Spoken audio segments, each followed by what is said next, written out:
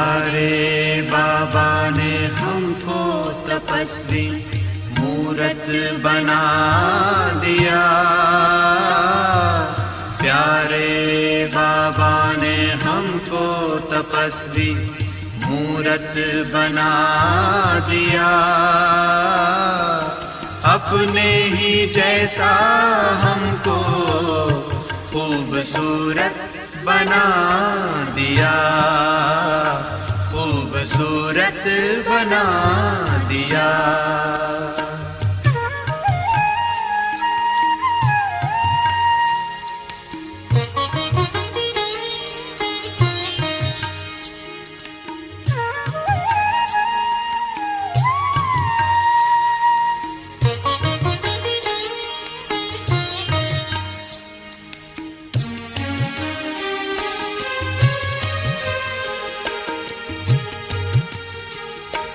इस संसार की फिर से समस्या मिटाने आया धरा पर वो तपस्या कराने। इस संसार की फिर से समस्या मिटाने आया धरा पर हमको तपस्या कराने। सजा के हमको समर्थ बना दिया। हर गुण से सजा के हमको समर्थ बना दिया। अपने ही जैसा हमको खूबसूरत बना दिया, खूबसूरत बना दिया। ओम शांति। तपस्या के 13 दिन पूरे हुए। आज का 14वां दिन। 14वां दिन महत्वपूर्ण है। 14 वर्ष का वनवास। 14 दिन अर्थात जब कई देशों में 14वें साल में प्रवेश अर्थात व्यक्ति एडल्ट वयस्क हो रहा है। 13 साल तक वो बच्चा था। एडल्ट की एंट्री है। आज का सम्मान मैं बेफिक्र बादशाह हूं। अव्यक्तवाणी 26 मार्च 1993। सदा अपने को बेफिक्र बादशाह अनुभव करते हो। एक तो है बादशाह, राजा, सम्राट, और उसमें भी वो कैसा है? निश्चिंत, बेफिक्र, या थोड़ा थोड़ा फिक्र है। क्योंकि जब बाप ने अपनी जिम्मेवारी ले ली आप सबकी, तो जिम्मेवारी का फिक्र क्यों? अभी सिर्फ रिस्पॉन्सिबिलिटी है बाप के साथ साथ चलते रहने की। वह भी बाप के साथ साथ अकेले नहीं। तो क्या फिक्र है? कल क्या होगा ये फिक्र है। जॉब का फिक्र है। दुनिया में क्या होगा ये फिक्र है। क्योंकि जानते हो हमारे लिए जो भी होगा कैसा होगा, वो कितना अच्छा, बहुत ज्यादा अच्छा। हमारे लिए जो भी होगा वो भी अच्छा होगा, निश्चय है ना? पक्का निश्चय है या हिलता है कभी? जहां निश्चय पक्का है वहां निश्चय के साथ विजय भी निश्चित है। यह भी निश्चय है ना कि विजय हुई पड़ी है। या कभी सोचते हैं पता नहीं होगी या नहीं होगी, क्योंकि कल्प कल्प के विजयी है और सदा रहेंगे। ये आपका यादगार कल्प पहले वाला अभी फिर से देख रहे हो। इतना निश्चय है ना कि कल्प कल्प के विजयी है। इतना निश्चय है कल्प पहले भी आप ही थे या दूसरे थे। तो सदा यही याद रखना कि हम निश्चय बुद्धि विजयी रत्न हैं। ऐसे रत्न हो जिन रत्नों को बाप दादा भी क्या करते, रत्नों को बाबा अपनी आंखों पर रखते हैं। ऐसे रत्न हो कि जिन्हें बाप दादा भी उन पर अपनी नजर दौड़ाते हैं। ऐसे रत्न हो जिनको बाप दादा भी दिल पे रखते हैं। ऐसे रत्न हो जिनको बाप दादा भी पलकों पर बिठाते। चांदी के डिब्बी में क्या करते, गले में हार बनाते, मस्तक मणि बनाते। ऐसे रत्न हो जिन्हें बाप दादा भी उन पर फक्र करते। ऐसे रत्न हो जिनको बाप दादा भी बाबा भगत पूजा करते, पालना ठीक है, माला में पिरोते। ऐसे रत्न हो जिनको बाप दादा भी महिमा करते, नैनों पे बिठाते, महिमा करते। भक्त क्या करते ऐसे रत्नों का? कीर्तन करते हैं। अगले संडे की मुरली, कर्म का कीर्तन करते हैं। ऐसे तुम रत्न हो। तो सदा यही याद रखना कि हम निश्चय बुद्धि विजयी रत्न है। ऐसे रत्न हो जिन रत्नों को बाप दादा भी याद करते हैं। भक्त किसको याद करते हैं? भगवान को। और भगवान किसको याद करते हैं? हमको।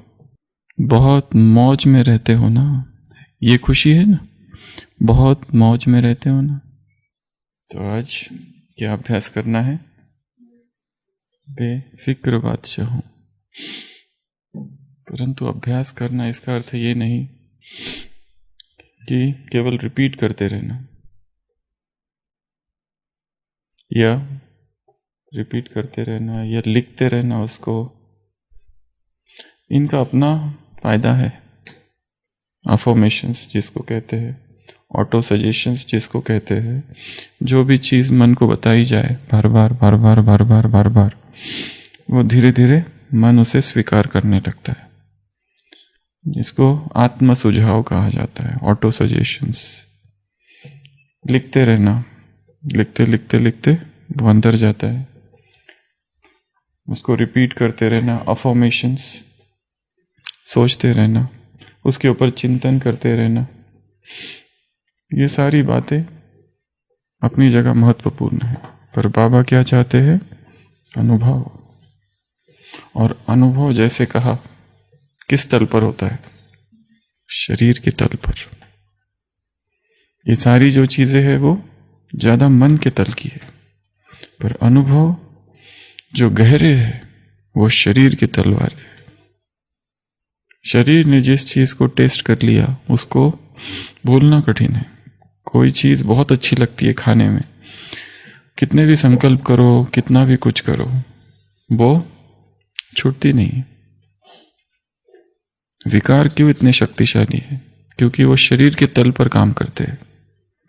हम उन्हें मन से वश में करने की कोशिश करते हैं, वो भी बहुत अच्छा प्रयास है और होना ही चाहिए, परंतु शरीर को हम भूल जाते हैं।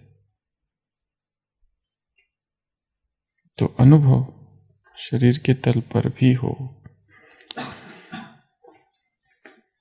तो चिंता, फिक्र, वरी, संसार में किन चीजों के लिए लोग चिंतित है? पहला भविष्य, फ्यूचर, हमारा क्या होगा। दूसरा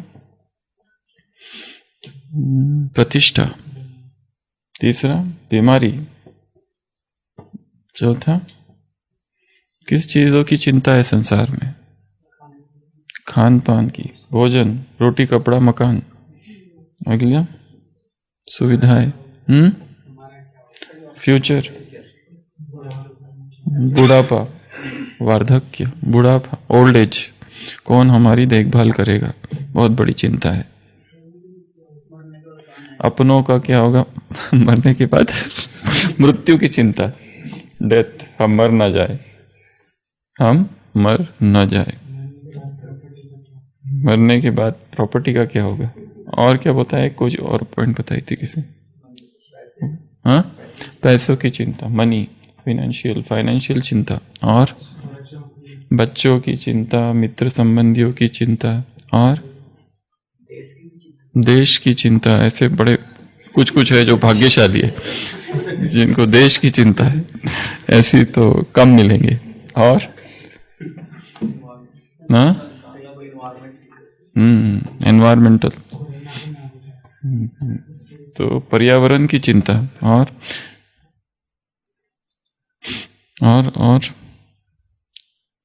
हिसाब किताब, जॉब की रिलेटेड बहुत बड़ी चिंता है ये तो। नौकरी चली गई, कितनी चिंता रहती है। नौकरी नहीं है, मिल ही नहीं रही है, सब जगह कोशिश कर रहे। जनसंख्या बहुत बढ़ रही है और इन्फ्लेशन अर्थात महंगाई, उसके बाद में प्राकृतिक आपदा है, उसके बाद में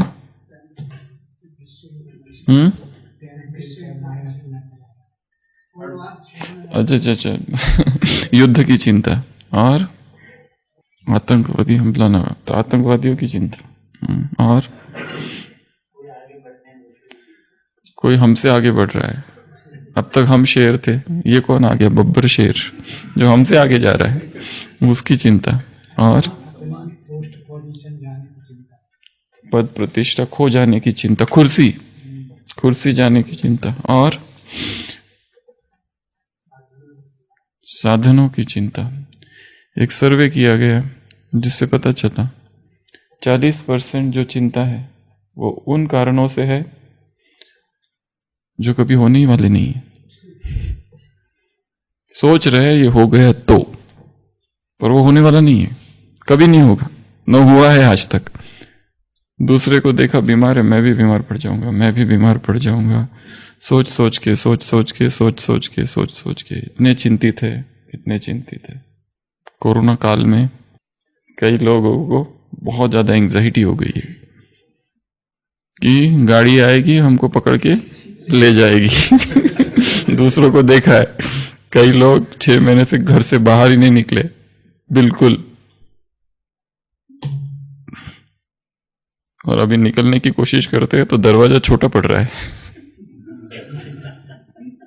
40% चिंता उन कारणों से है जो कभी होंगे ही नहीं। 30% चिंता उन कारणों से है जिनका अभी कुछ किया नहीं जा सकता क्योंकि वो अतीत है, पास्ट। फिर भी सोच रहे, उसी के बारे में सोच रहे जो पास्ट हो चुका। Past is past. Next Sunday की मुरली। तीनों जानते हो तुम, तीनों कालों को जानते हो, पर उसी के बारे में सोच रहे। ये होना नहीं चाहिए था, क्यों हुआ मेरे साथ ऐसा, मेरे साथ ही क्यों हुआ, बाकी सब लोग भी तो थे, बाकी सब लोग बहुत ठीक रहते, मेरे साथ बचपन से ऐसा ही हो रहा है। मेरे जो भाई बहने थे ना, उनकी तरफ ज्यादा ध्यान दिया जाता था, मेरे तरफ कम। स्कूल में भी वैसा ही था, कॉलेज में भी वैसा ही था, लाइफ में भी वैसा ही है, हर चीज में वैसा ही है, मेरे साथ ही हुआ है। ये कोई नई बात नहीं है, ऐसा ही होते आया है, मुझे कम ही मिला है। सब जीता किए मुझसे, मैं हरदम ही हारा। तो 30% चिंता किसकी वजह से है? पास्ट। कितने हो गए ये? 70%। 10% चिंता है बीमारी की वजह से। बीमारी, शरीर की बीमारी, ये बीमारी हो गई है, असाध्य रोग। और शरीर की बीमारी ऐसी है कि एक उंगली में भी अगर दर्द हो, जान निकाल देती, पूरा शरीर को खींच लेती है, संपूर्ण देहभान प्रकट हो जाता है। केवल यह इतना सा दर्द है, एक उंगली में दर्द है बस, बाकी पैर को कुछ नहीं है, पर पैरों में भी कमजोरी लग रही है। इतना सा दर्द है पर इच्छा नहीं हो रही है कुछ करने की। इतना सा दर्द है पर मनोबल कम हो गया है दर्द से। शरीर का दर्द ऐसा होता है क्योंकि कहा ना, जो अनुभव शरीर के तल पर होते हैं वो बहुत शक्तिशाली होते हैं, पूरी आत्मा को नीचे खींच के लाते हैं। शरीर के तल पर जो होते हैं दर्द, जो भी अनुभव, छोटा सा इतना सा दर्द है एक उंगली में, पर अमृत वेले की इच्छा नहीं हो रही है, योग करने की इच्छा नहीं हो रही है, मुरली का चिंतन करने की इच्छा नहीं हो रही है, किसी को बता भी नहीं सकते ये सब इस उंगली के दर्द की वजह से हो रहा है, पर ये हो रहा है क्योंकि पूरी आत्मा को खींच लेता है शरीर नीचे।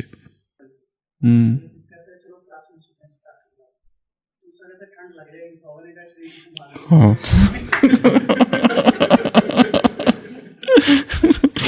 आज की मुरली में बड़ा शक्तिशाली वाक्य है, हर एक को अपनी मदद खुद करनी है, कोई किसी की मदद नहीं करेगा और किसी के बहकावे में भी नहीं आना है। पर तो आत्मा और शरीर, इसको समझना, इनका क्या कनेक्शन है, अपनी बॉडी लैंग्वेज को समझना, ये शरीर की क्या डिमांड्स है। शरीर को ये नहीं करना है, उसको डांटना नहीं है, नहीं डांटना नहीं है उसको समझना है उसको क्या चाहिए, क्योंकि विकार जो उत्पन्न हो रहे हैं वो शरीर के तल पर उत्पन्न हो रहे हैं। वही शरीर जो कभी बहुत आनंदित होता है स्वास्थ्य में, वो बीमारी में दुखी हो जाता है, मन को दुखी कर देता है। वही शरीर जिसमें प्रभु प्रेम जब आता है तो आंसू बहते हैं, और जब भी काम विकार आता है तो उत्तेजनाएं आती है, वो वही शरीर है। इस शरीर के साथ कम्युनिकेशन को बढ़ाना है, इस शरीर की लैंग्वेज, बॉडी लैंग्वेज को समझना है। नियम बहुत सारे बना के रख दिए, ऐसे ऐसे कड़े नियम बना, हम ये खाएंगे, हम वो नहीं खाएंगे, हम इतने बजे खाएंगे, हम उतने बजे के बाद नहीं खाएंगे, ये बहुत अच्छा है, पर वो नियम जब टूटते हैं तो बहुत दुख होता है फिर, क्योंकि शरीर की शायद डिमांड कुछ और है, शरीर को कुछ और चाहिए। इस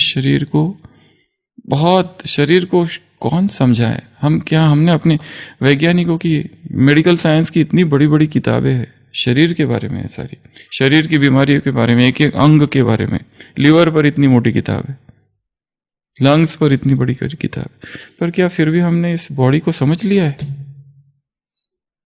क्या वास्तव में समझा है? अभी एक पेशेंट एडमिट हुआ जिस नॉर्मल क्रिएटिनिन जो होता है किडनी का हमारा एक होता है, उसका था 33, फिर भी अच्छे से जिंदा है। 33 क्रिएट, दोनों किडनी फेल, और अभी एडमिट भी इसलिए हुआ कि उल्टी हो रही थी, इसलिए वो उसके लिए नहीं हुआ। ये कैसे जिंदा था? आश्चर्य। ये ग्रासिया पेशेंट एडमिट होते हैं, बीच में एक पेशेंट एडमिट हुई जिसका हीमोग्लोबिन था 1.7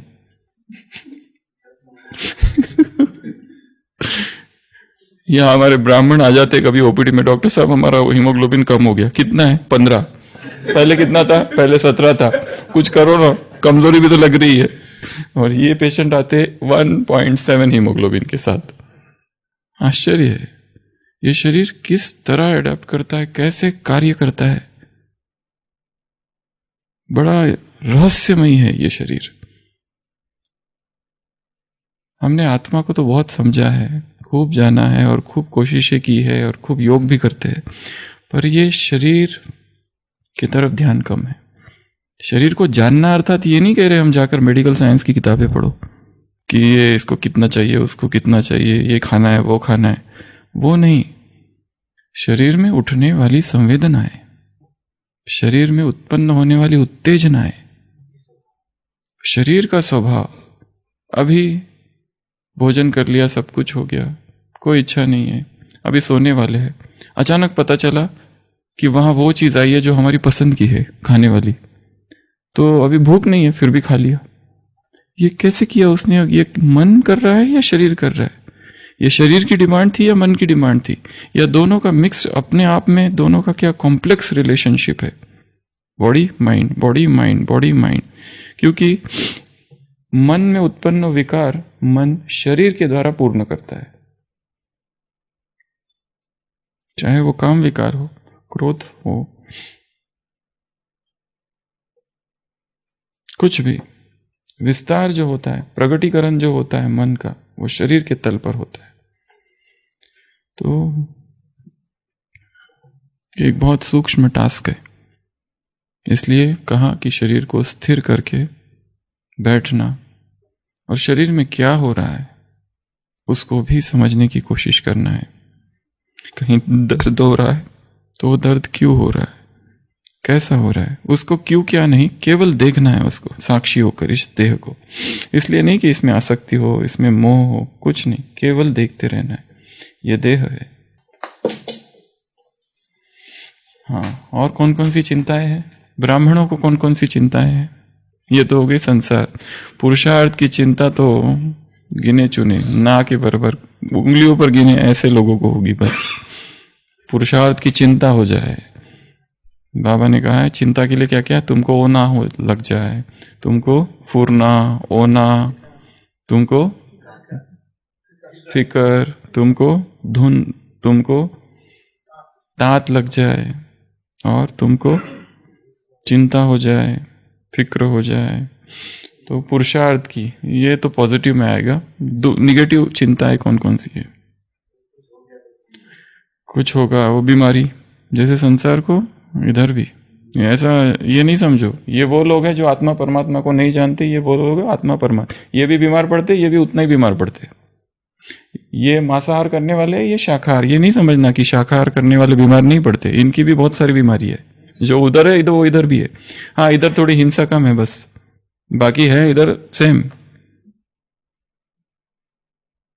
और चिंता है इधर, बीमारी बहुत बड़ी चिंता है, डेथ, अपनी और स्वजनों की, अपनों से ज्यादा अपने मित्र, संबंधी, पति, पत्नी, बच्चे। बहुत गहरा मोह जागृत हो जाता है यहाँ ज्ञानियों में, बहुत गहरा मोह। ज्ञानियों को भी हमने बहुत रोते हुए देखा है, बहुत। और कोई कोई कोई बहुत अचल, और कोई कोई ऐसा भी देखा है, जैसे कल ही एक माता आई थी ओपीडी में, उदास है अंदर से, पर उसका जो रिश्तेदार जो था वो कह रहा था कि इसके पति ने शरीर छोड़ा। ये बिल्कुल नहीं रोई, इसने ये दिखाया कि मैं ब्राह्मण परिवार की हूँ, ज्ञानी हूँ। फिर बेटी थी जवान, उसका भी डेथ हो गई, तब भी बिल्कुल रोई नहीं। कहीं ना कहीं सप्रेशन हो गया है, रो लेना चाहिए था, अच्छा हो गया होता। पर वो एक रहता है ना कि हम ज्ञानी हैं, आत्मा को जानते हैं, लोकलाज ब्राह्मण परिवार की, हम थोड़ी ना रोएंगे, हमको तो ये भी दिखाना है। पर वो इतना गहरा आंतरिक मोह, और उसमें ये सप्रेशन हो गया, और वो सप्रेशन रहते रहते रहते अभी अजीब व गरीब सिम्टम्स उसको चालू हो गए उस माता को। हमने कहा ठीक है, उसको एडमिट करना पड़ेगा, कुछ दिन बाद लेगा। वो बोले जाके वापस आता हूँ। 2-2 घंटे में भूख लगती है उसको, खाती ही रहती है दिन भर। डिप्रेशन के 2 साइंस होते हैं, एक तो भूख ही ना लगना और दूसरा भूख ही भूख लगना। डिप्रेशन के 2 साइंस होते हैं, एक तो नींद ही नहीं आना, और दूसरा जो दिन भर नींद करते रहता, समझ लेना इसको कोई ना कोई उदासी है, अवसाद, डिप्रेस्ड है अंदर से। अच्छी बात, वो विकृत नींद है। एक होता है थक गए इसलिए सो रहे, वो थके नहीं है, उदास है। तो जहां सप्रेशन होता है, दमन, वहां कुछ अजीबोगरीब सिम्टम्स चालू हो जाते हैं।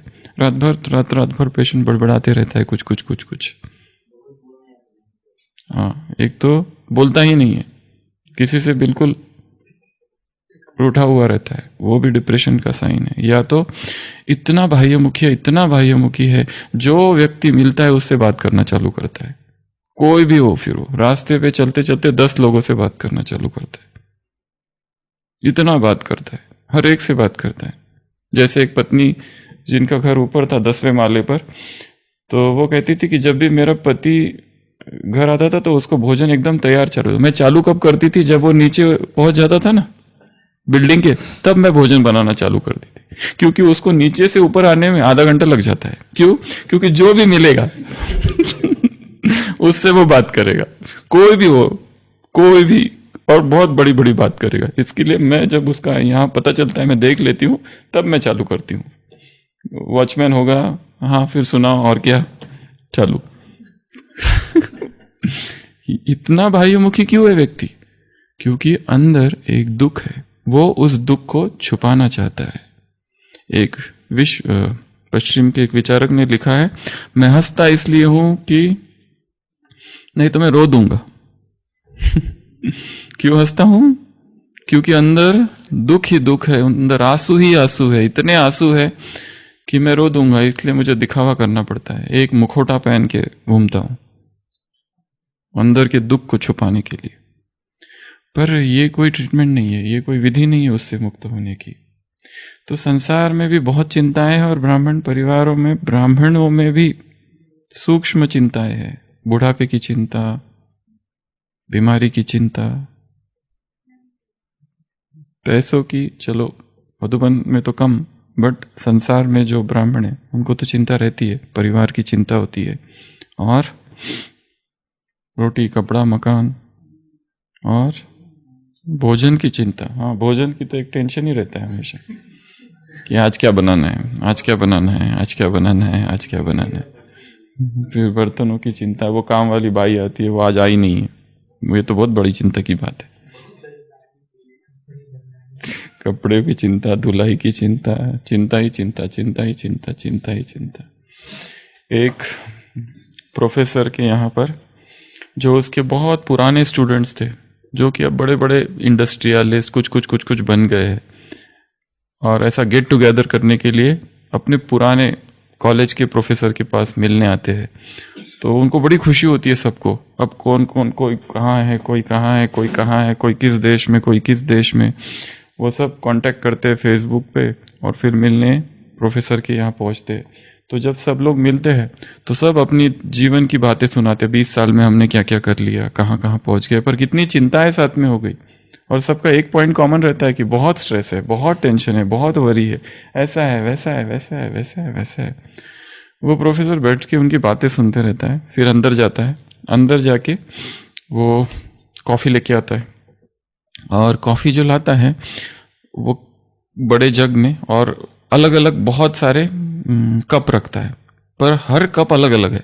कोई चांदी का है, कोई सोने का है, कोई सिल्वर का है, कोई डिजाइन वाला है, और एक दो कप ऐसे रखता है बिल्कुल साधारण, टूटे फूटे तो नहीं, पर साधारण से। तो जितने लोग होते हैं वो सारे जो आए हुए सब अच्छे अच्छे कप ले लेते, और जो साधारण वाले हैं वो छोड़ देते। तो प्रोफेसर कहता है, देखो एक्चुअली तुमको क्या चाहिए थी, कॉफी, पर तुमको मतलब उससे नहीं था, पर तुमने फोकस किस पे किया है, कप पर। मेन चीज इज कॉफी। ये जो कॉफी है ये जीवन है, और ये जो कप है ये पद, प्रतिष्ठा, पैसा, संपत्ति, ये बाहरी सारा कुछ, ये बाहरी आवरण है। हमारा जो जीवन है वो एक सिंपल सा एक फॉर्मूला है। हमारा जीवन चालू होता है बी से लेके डी तक। बी अर्थात बर्थ, डी अर्थात डेथ, और इसके बीच में क्या है, सी। सी अर्थात चॉइस। ये हमारी चॉइस है, हम डिसाइड करेंगे आज खुश होना है या दुखी होना है। जैसे इसके पहले भी सुनाया था अब्दुल्ला, एक व्यक्ति मरते मरते इतना खुशी से मर रहा है, उसका शिष्य पूछता है, आप सारे दिन भर इतना खुश, जीवन भर इतना खुश रहे, अभी मरते समय भी इतना खुश, कोई भी दुख नहीं है, एक तो दुख होगा। वो कहता है नहीं है, कभी था ही नहीं। वो तो कैसे? वो कहता है, वो अपने गुरु की बात सुनाता है। मेरे गुरु का नाम था अब्दुल्ला। तो वो क्या करता था, सुबह उठता था और अपने आप से बात करता था, अब्दुल्ला तुझे क्या चाहिए आज, खुशी चाहिए या दुख चाहिए? और फिर वो खुद ही आंसर देता था कि आज खुशी चाहिए। तो खुशी चाहिए ना, तो वो सारी चीजें करना जो खुशी दे। अगर दुख चाहिए तो वो सारी चीजें करना जिसमें दुख हो। ये चॉइस है हमारी। हम परिस्थितियों में, दो ही व्यक्तियों के सामने समान परिस्थितियां आती है, दो व्यक्ति, दोनों को सेम बीमारी, ये पूरा हिल गया, ये कुछ भी नहीं ये इस व्यक्ति को कुछ भी नहीं हो रहा है। दो व्यक्तियों के सामने अचानक समान परिस्थितियां, एक बहुत खुश, एक बहुत दुखी, चिंतित। तो ब्राह्मणों में भी बहुत सारी चिंता है। तो ये भी कुछ सूक्ष्म चिंता है। और ब्राह्मणों की बात क्या, हम सब वास्तव में है मनुष्य। हमने 63 जन्म जो लिए हैं वो सब संस्कार आत्मा में है, बहुत गहराई में। हमें उस चिंता को देखना है बस। ये नहीं, अपने आप को डांटना नहीं है कि ये क्यों हो रहा है, देखना है, क्योंकि आइडेंटिफाई करना ही इंपॉर्टेंट है। अभी तक हम देख नहीं पाए हैं कि ये भी चिंता है। तो 40% क्या बताया, वो कारण है जो होने वाले नहीं है, 30% वो कारण है जो हो चुके हैं, 10% वो कारण है जो बीमारी की वजह से, 12% जो कारण है वो दूसरों से आए हुए हैं। और दूसरों से आए हुए मोस्टली क्रिटिसिज्म, जो दूसरों ने हमारा विरोध किया है, निंदा की है, ग्लानि की है, और अधिकतर वो असत्य है। वो सत्य नहीं है पर लोगों ने किया है हमारे साथ, गलत जो किया है। हम सही थे, लोगों ने हमसे गलत किया, उसकी चिंता है 12%।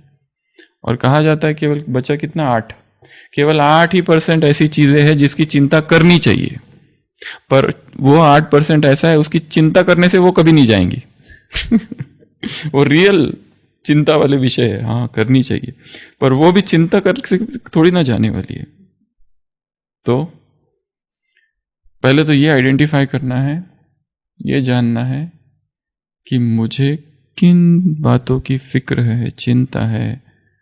और बाबा ने चिंता को क्या कहा है, चिंता चिता है, आग है, जलाती है, जलन उत्पन्न करती है, बेचैनी है, व्याकुलता होती है, अजीब सी बेचैनी होती है, व्यक्ति सो नहीं पाता है, अंदर ही अंदर कुछ कुछ होते रहता है, चिंता करते रहता है, नई नई कल्पनाएं करता है, इमेजिनेशन करता है, जो हुआ ही नहीं है अभी वो सोचते रहता है, अगर ये हो गया तो, अगर ये हो गया तो फिर क्या, तो फिर क्या, बहुत आगे की सोचने लगता है, फ्लाइट्स ऑफ इमेजिनेशन।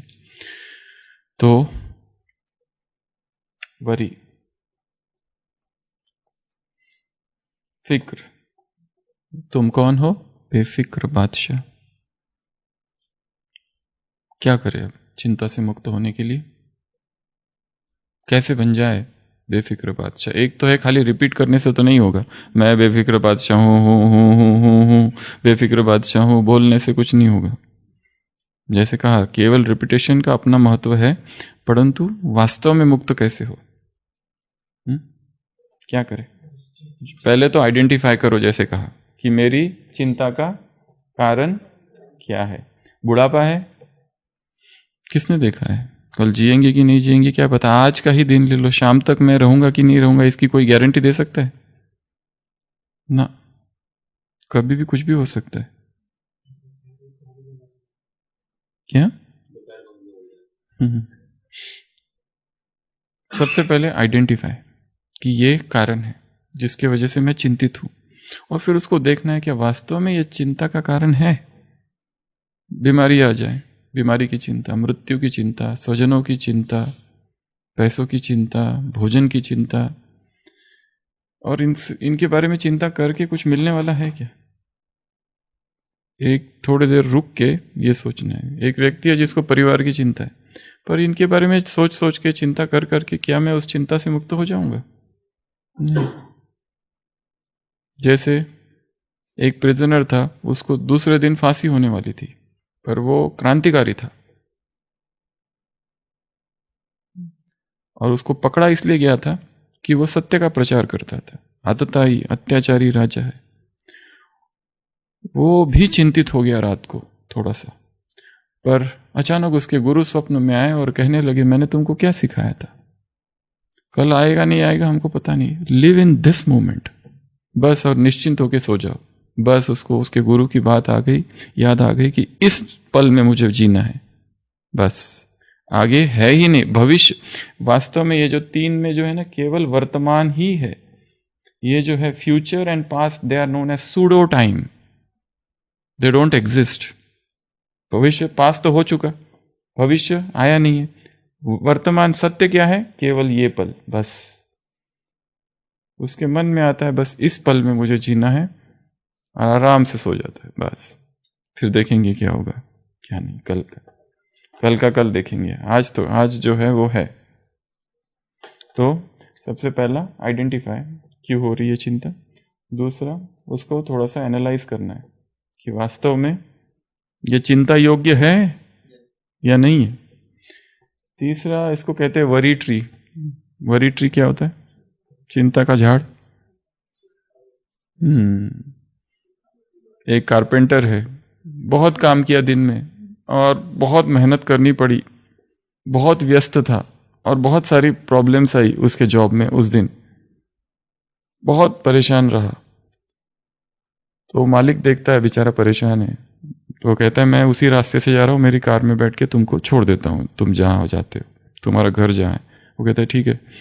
दोनों जाते हैं, वो उतरता है और साहब को कहता है मेरा घर बस यहीं है, आप आ जाइए 2 मिनट के लिए, आप आए हो तो वो साहब कहते हैं ठीक है। उतरते हैं, दरवाज़ा ठक ठक करता है वो, पर वहाँ एक छोटा सा झाड़ है।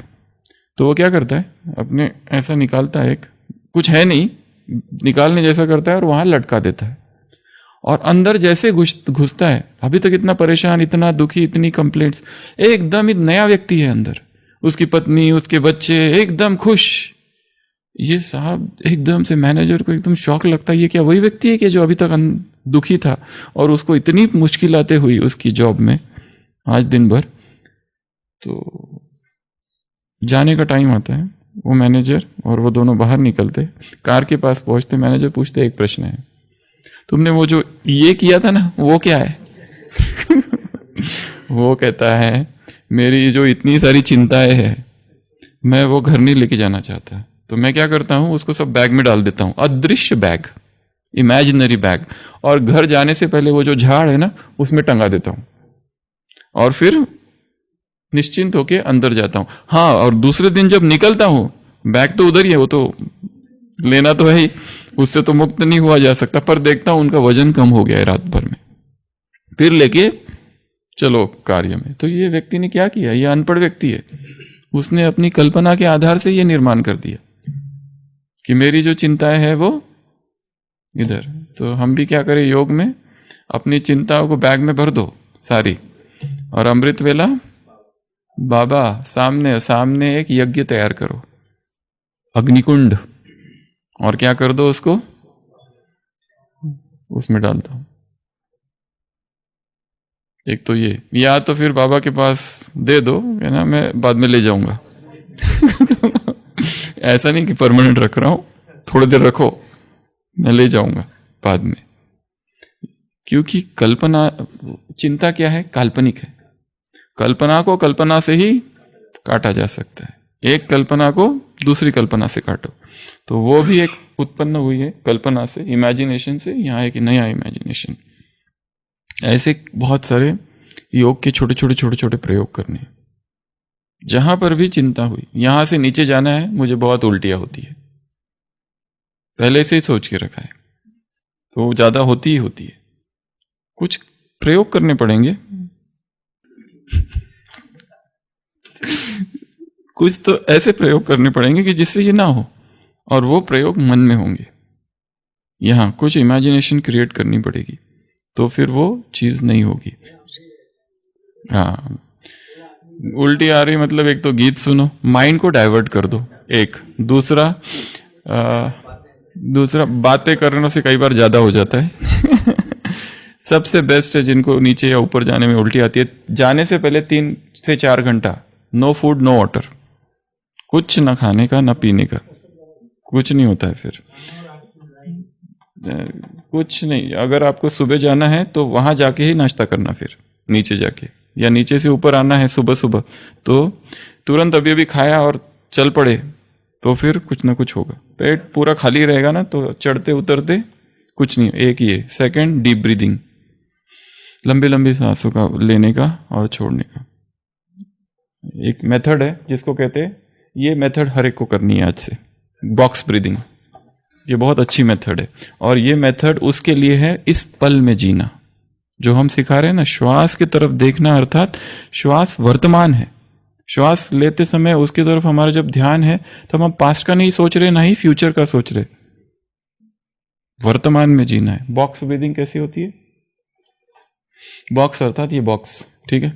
1 2 3 4 तक गिनते गिनते श्वास लेना, फिर उसको अंदर रोक के रखना 4 तक गिन के, 1 2 3 4, फिर छोड़ना 1 2 3 4, फिर बाहर रोक के रखना 1 2 3 4, फिर छोड़ना 1 2 3 4, फिर अंदर रोक के, फिर लेना 1 2 3 4 तक, फिर धीरे धीरे 6 कर दो उसको, फिर 10, थोड़ा थोड़ा बढ़ाते जाना। जैसे लिया, फिर रोक के रख दिया उतना ही समय, फिर छोड़ा उतना ही समय, फिर बाहर रोक के रख दिया उतना ही समय और फिर लिया उतना ही समय।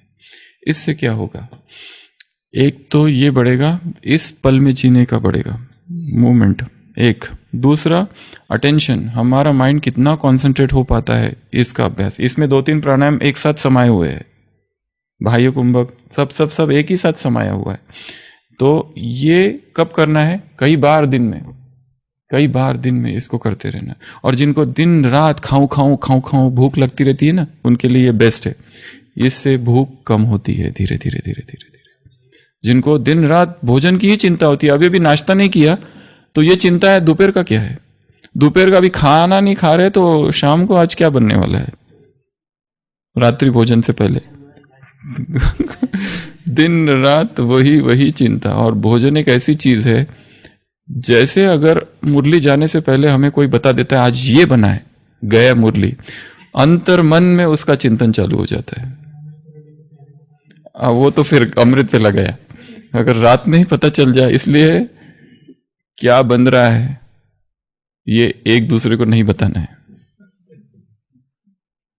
कई लोग आके फोन पे मैसेज आते हैं आज नाश्ते में ये बनने वाला है। अरे क्यों?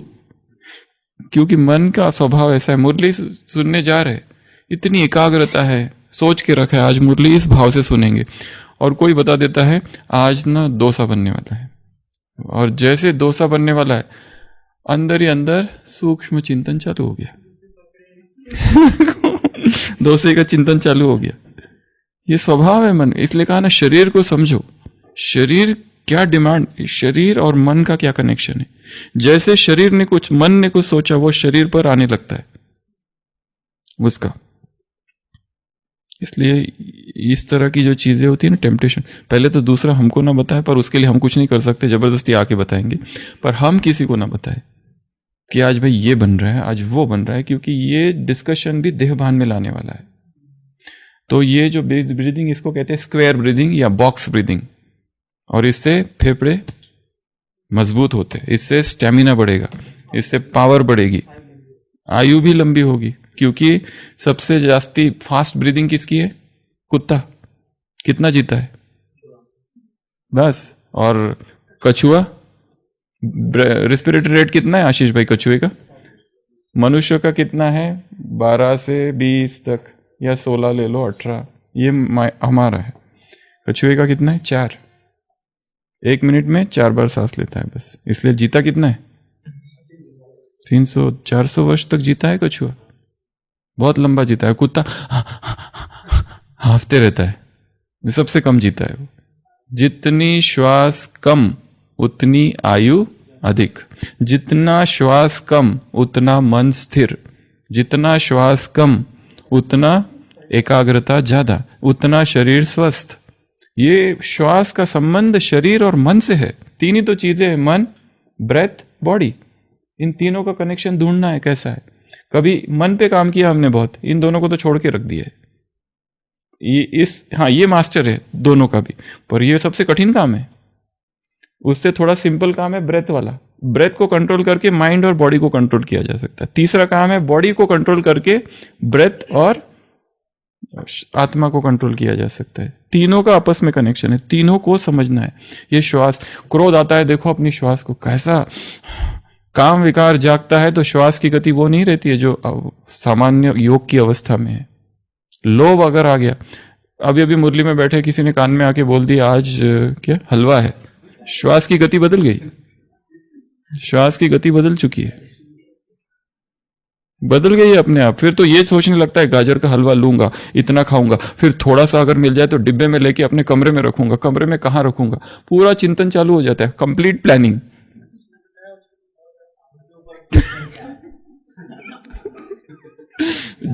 उसने तो शुभ भावना से बताया था। अभी हम एक चीज आज ही छोड़ी है हमने, ठीक है, आज से हमने संकल्प कर लिया जलेबी वो सब नहीं खाएंगे, पर किसी ने लाके दे दी, अब क्या करें, किसको दे। जैसे कल ही हमारी बहन आई, नाम नहीं बताऊंगा, उसका शुगर आ गया रिपोर्ट्स में, वो कहती है कल ही तो लड्डू मंगाए हैं बना के सेंटर से मधु अब क्या करूं, किसी को कैसे दूं, और कोलेस्ट्रॉल ज्यादा, कल ही 2 डिब्बे मंगाए, क्या करूं। दे भी नहीं सकते इतना दिल। तो वरी ट्री स्क्वायर ब्रीदिंग, इसको आज कब करेंगे? कई बार दिन में बैठे हुए, उसमें कोई कैसे भी बैठ के कर सकते। ऊपर लिया, अंदर रोक के रखा उतना ही समय, बाहर छोड़ा, बाहर छोड़ने में उतना ही टाइम, बाहर रोक के रखना, एक राउंड पूरा, एक होने के बाद एक पूरा करो, फिर जब वापस लेते हो सेकंड, ऐसा कम से कम 7 बार, 10 बार, 20 बार, इसको बढ़ाते जाना है बीच बीच में। नहीं लंबा समय ये थक जाएंगे, 10 मिनट में थक जाते, 5 मिनट में थक जाते।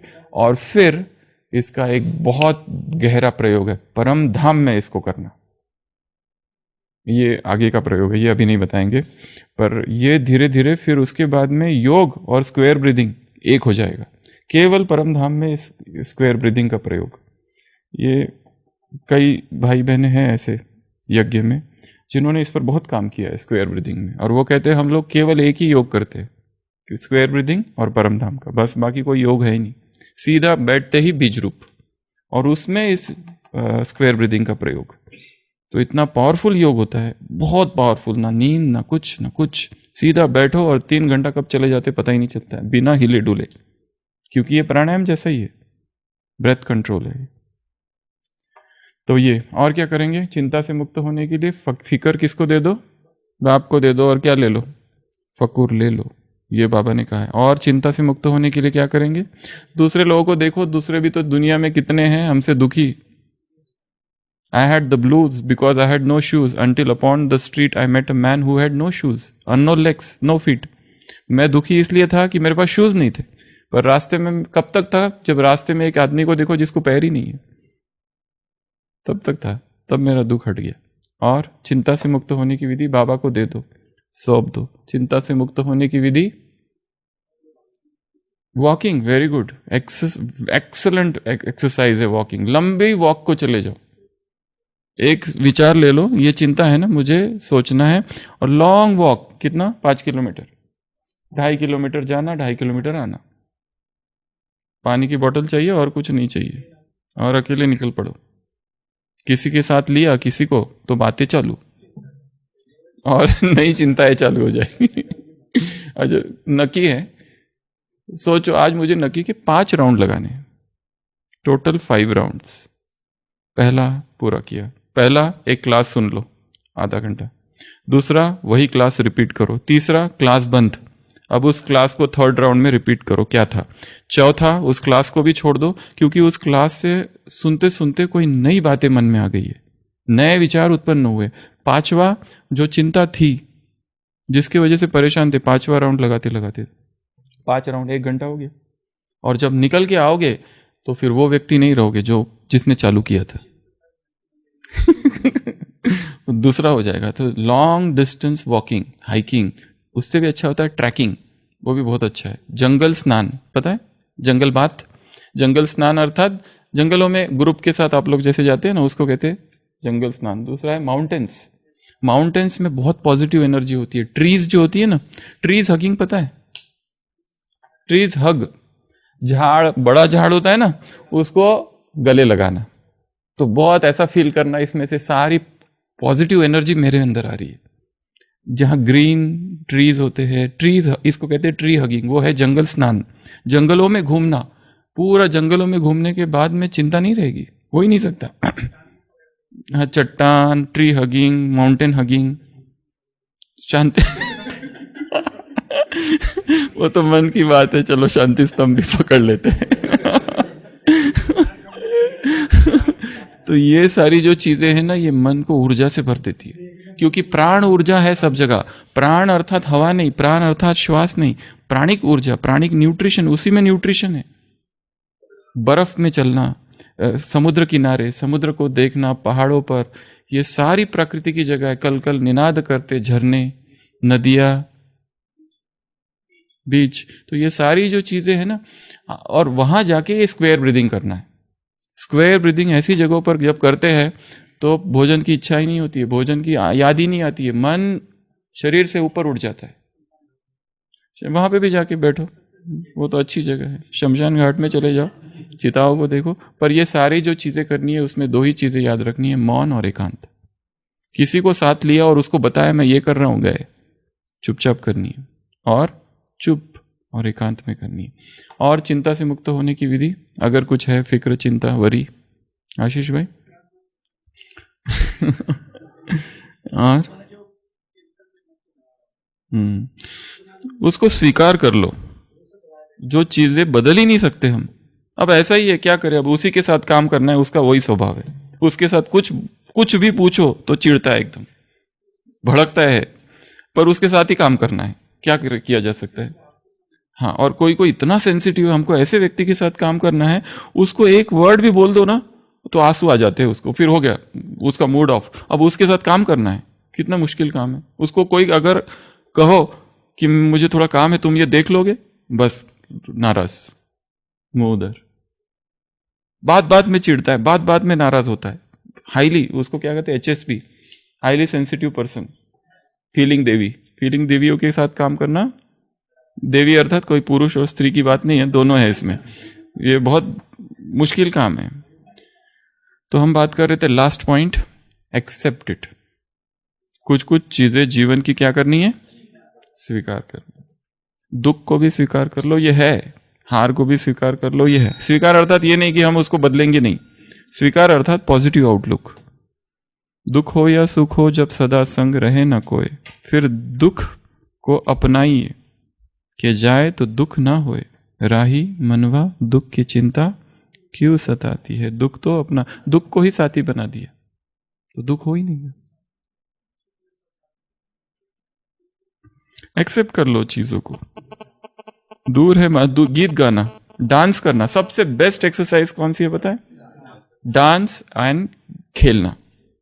जिसको कुछ भी नहीं करना है, जो कोई एक्सरसाइज नहीं करते, कुछ नहीं करते, उनको 15 मिनट तक कमरा में अपने बंद कर लो और डांस चालू कर दो पूरा फुल। ये सबसे बेस्ट एक्सरसाइज। डांस जैसी कोई एक्सरसाइज नहीं है दुनिया में। और दूसरा खेलकूद, 15 मिनट 20 मिनट फुटबॉल खेलो, क्रिकेट खेलो, जो वॉलीबॉल खेलो। ये दो ऐसी चीजें हैं, जो लोग ये दो करते हैं उन्हें ना आसन, प्राणायाम, जिम्नाशियम कुछ की जरूरत नहीं है। डांस में सब कुछ आ गया। पर अच्छा सा डांस करो, गीत बीत लगा के, या गीत गाओ जो करना है वो कर सकते हैं। दूर है मंजिल दूर सही, प्यार हमारा क्या कम है। पग में कांटे लाख सही, पर ये सहारा क्या कम है। ये तो मनुष्यों के लिए कह रहे हैं, हमें तो भगवान का सहारा है, भगवान का प्यार है। हम राह तेरा कोई अपना तो है, वो खुद हमारा अपना है। सुख है एक छाव ढलती, और सुख तो क्या आता है चला जाता है। रहता परमानेंट कौन है? दुख। तो उसके साथ दोस्ती कर लो। दुख तो थोड़ा थोड़ा सुख आता है, बस ज्यादा नहीं आता है। दुख हो कोई तब जलते हैं पथ के दीप निगाहों में। दुख ही वो दीपक है जो रोशनी देंगे। दुख क्या है?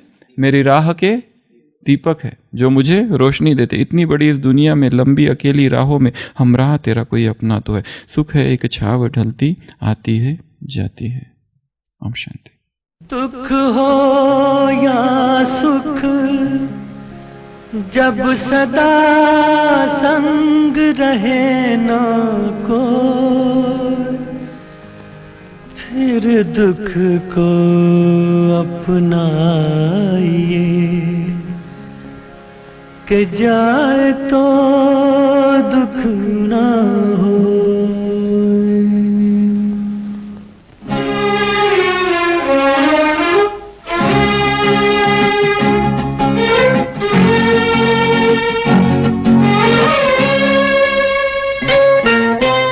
राही मनवा दुख की चिंता क्यों सताती है। दुख तो अपना साथी है।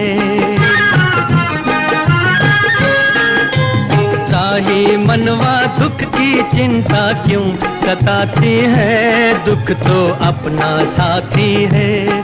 सुख है एक छाँव ढलती, आती है जाती है। दुख तो अपना साथी है। राही मनवा दुख की चिंता क्यों सताती है। दुख तो अपना साथी है।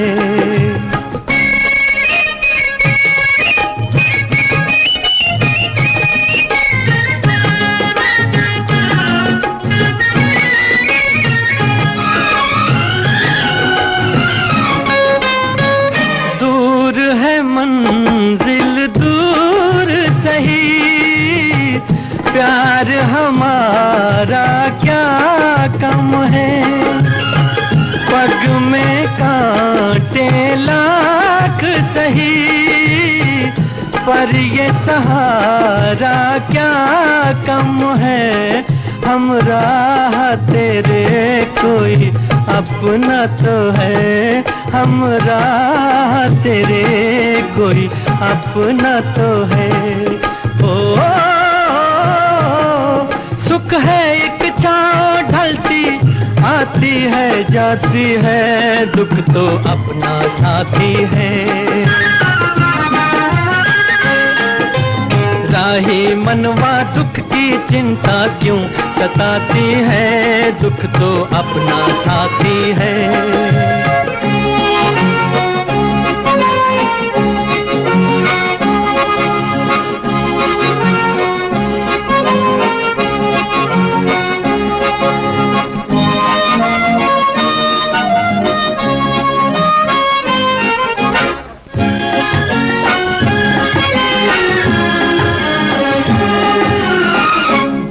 हो कोई तब जलते हैं पथ के दीप निगाहों में, इतनी बड़ी इस दुनिया की लंबी अकेली राहों में, हम राह तेरे कोई अपना तो है, हम राह तेरे कोई अपना तो है। ओ सुख है एक छाँव ढलती आती है जाती है, दुख तो अपना साथी है। राही मनवा दुख की चिंता क्यों सताती है, दुख तो अपना साथी है। दुख तो अपना साथी है, दुख तो अपना साथी है।